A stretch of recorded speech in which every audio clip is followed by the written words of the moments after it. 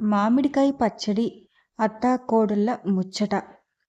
ఒకానొక గ్రామంలో సుగుణమ్మ అనే అత్త, ఆమె కోడలు రాధమ్మ నివసించేవారు. సుగుణమ్మకు వంట అంటే ప్రాణం. అందులోనూ పచ్చళ్ళంటే మరీ ఇష్టం. ముఖ్యంగా మామిడికాయ పచ్చడి ఆమెకు చాలా ప్రత్యేకం. ప్రతి సంవత్సరం మామిడికాయల సీజన్ రాగానే ఆమె ఇంటికి ఒక పెద్ద మామిడికాయల బండిని తెప్పించి నడుం బిగించి పచ్చడి పట్టేది. రాధమ్మ కొత్తగా పెళ్ళై ఆ ఇంటికి వచ్చింది. ఆమెకు వంటలు వచ్చు కానీ పచ్చళ్ళు పెట్టడంలో అంత అనుభవం లేదు. అత్తగారి మామిడికాయ పచ్చడి రుచి గురించి ఊరంతా చెప్పుకోవటం విన్నది. అందుకే ఈసారి పచ్చడి పెట్టడంలో అత్తగారికి సహాయం చేయాలని, నేర్చుకోవాలని అనుకుంది. మామిడికాయ పచ్చడి పెట్టే రోజు వచ్చింది. ఇంటి నిండా మామిడికాయల వాసన, ఆవపిండి, కారం, ఉప్పు సువాసన గుబాళిస్తున్నాయి. సుగుణమ్మ ఎప్పటిలాగే పచ్చడిని తన పాత పద్ధతుల్లో ఖచ్చితమైన కొలతలతో పెట్టడానికి సిద్ధమైంది. ఏమే రాధా, అన్నీ సిద్ధం చేశావా? అంది సుగుణమ్మ గంభీరంగా. అన్నీ సిద్ధం చేశానత్తయ్య, అంది రాధమ్మ వినయంగా. అత్తగారు మామిడికాయలను కోసి వాటిని ఆరబెట్టింది. తరువాత ఆవపిండి, మెంతిపిండి, కారం, ఉప్పు, నూనె అన్నింటినీ సిద్ధం చేసుకుంది. రాధమ్మ అన్నీ దగ్గరగా గమనిస్తూ ఉంది.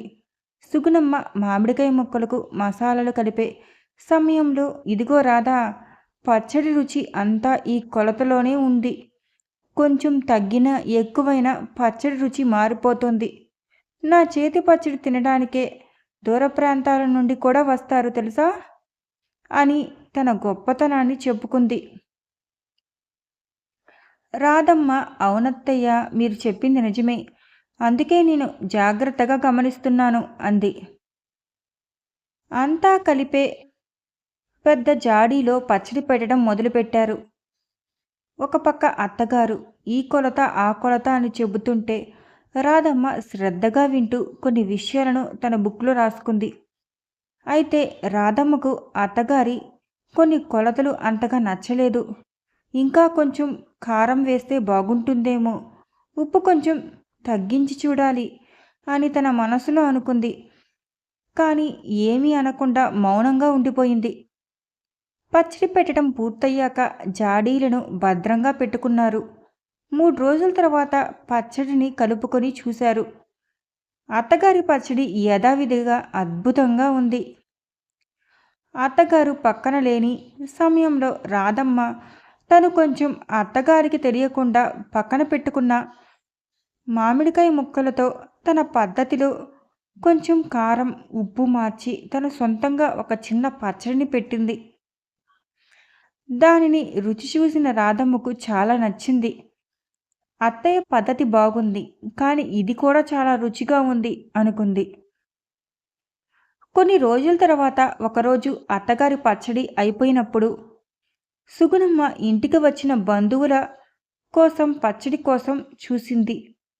అప్పుడు రాధమ్మ, అత్తయ్య, నేను కొంచెం పచ్చడి పెట్టాను, రుచి చూడండి అని తను పెట్టిన చిన్న జాడీలో పచ్చడిని తెచ్చింది.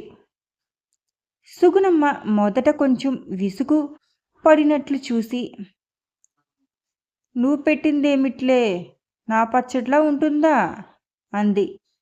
కానీ రాధమ్మ కోరిక మేరకు కొంచెం పచ్చడిని రుచి చూసింది. ఒక ముద్ద తినగానే సుగుణమ్మ కళ్ళు పెద్దవి చేసుకుంది. ఆశ్చర్యంగా రాధమ్మ వైపు చూసింది. ఏమే రాధా, ఈ పచ్చడి భలే ఉందే, నా పచ్చడికి మించిన రుచి ఉంది, ఏం కలిపావే అని అడిగింది. రాధమ్మ సిగ్గుపడుతూ, అత్తయ్య, నేను మీ పద్ధతినే పాటిస్తూ కొంచెం కారం ఎక్కువ, ఉప్పు తక్కువ వేసి ఇంకొంచెం వెల్లుల్లిపాయలు దంచి వేశాను అంది. సుగుణమ్మ నవ్వుతూ, అవునే, నువ్వు చెప్పింది నిజమే, నా పద్ధతిలో వేసిన దానికంటే ఇది ఇంకా బాగుంది.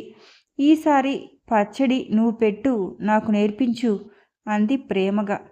రాధమ్మ సంతోషంతో అత్తగారిని కౌగిలించుకుంది. ఆ రోజు నుండి అత్తాకోడళ్ళు ఇద్దరూ కలిసి పచ్చళ్ళు పెట్టడం మొదలుపెట్టారు. అత్తగారి అనుభవం, కోడలు కొత్త ఆలోచనను కలిపి వారింట పచ్చడికి ఒక కొత్త రుచిని పేరును తీసుకొచ్చాయి. మామిడికాయ పచ్చడి వారిద్దరి మధ్య అనుబంధాన్ని మరింత బలపరిచింది.